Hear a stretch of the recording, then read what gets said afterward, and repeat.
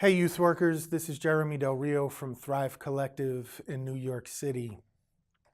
For years, my brother-in-law, actually many of my relatives, used to joke that none of them knew exactly what I did for a living.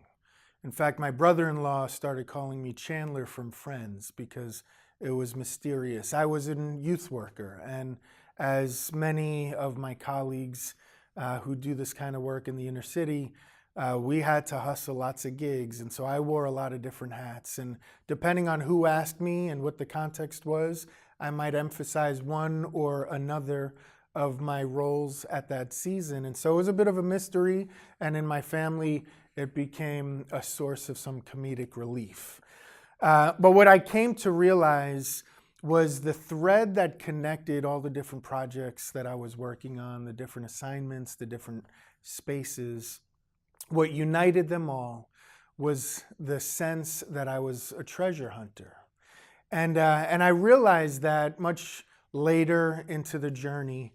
But when I was a kid, like many kids, I used to love pirate adventure stories, the sense of wonder of people that had the map with the X that marks the spot and would go on these adventures to find the treasure and all the mystery, the unexplained twists and turns along the way, the journey. And that was something that always intrigued me as a kid, the kind of books and stories and movies and that captivated my attention. But as a grown-up who was engaging in this kind of work and often who was doing it in many different contexts in many different ways, I came to realize that at the root of all of it was a sense that wherever I went, I was looking for the demonstration of God in the lives of people, the Imago Dei, the treasure, the beauty of the community that I was invited to serve or be part of. And what I've come to appreciate about that kind of work is the contrast between that approach to ministry and the needs-oriented approach that many of us take into our spaces, right? So many of us, when we come to conferences, when we initiate something new, when we're responding to an invitation, to a particular challenge, we tend to focus on what's missing. We look at the gap, we look at the dysfunction, we look at the problem that needs to be solved, we look at the pain or the suffering, we look at what's missing. Even when we're inspired, often we see greatness in whatever form that takes, and then we measure ourselves against that, and we, in that measurement, self-loathe, right? We identify all the ways in which we fall short, the gaps, how I could never achieve that. And instead of embracing the potential, instead of identifying the source of beauty, we become consumed by what's missing. As I embraced this idea, I realized that whatever manifestation of my call in that particular moment, my job is not to be the problem solver. My job is not to be the fixer. My job is not to be Messiah or Savior. My job is to be the servant on behalf of somebody else's greatness, somebody else's Imago Dei.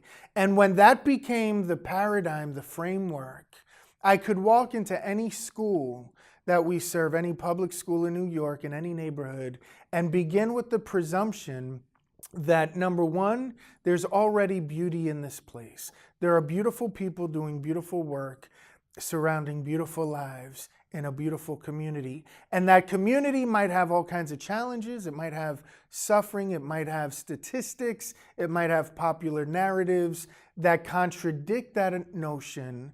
But the challenge and the fun of the treasure hunt is saying, regardless of all that, I'm going to block out the noise and I'm going to find the jewel that exists in this place.